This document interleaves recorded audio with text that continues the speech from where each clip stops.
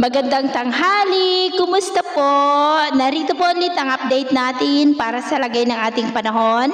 Ngayong tanghali po ng December 31, 2023 na kung saan sa ngayon po ay nagsisimula na muli na lumakas ang amihan, pero ngayong tanghali ay nandyan pa lang sa may extreme northern Luzon at sa susunod po ng mga oras ay unti-unti na po yan nabababa dito po sa atin. Maging yung shear line ay nandyan pa rin po sa may extreme northern Luzon at easterlies pa rin ang hangin na umiihip po ngayon sa silangang bahagi po ng ating bansa. At sa ating long range forecast ay nananatili pa rin na walang namamataan dito na banta dito sa ating bansa, lalo na ang banta ng bagyo hanggang po sa susunod na 2 linggo. At sa lagay ng ating panahon, ngayong tanghali ay maayos ang panahon sa malaking bahagi ng ating bansa, pero may tsansa pa rin po ng mga maulap na kalangitan with isolated rain sa may Polillo Island, ilang bahagi po ng Bicol, Samar Provinces, ilang bahagi ng Zamboanga Peninsula at Palawan.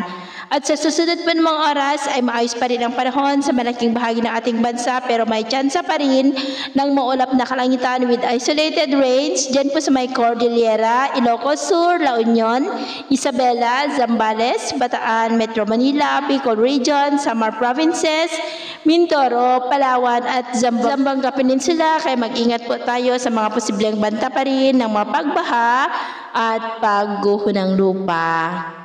At sa atin naman pong mga baybayin, wala naman po tayong nakataas na anumang gale warning signals, pero iba yung pag-iingat lamang po kung papalaot tayo para mas makaiwas sa mga sakunang pangkaragatan.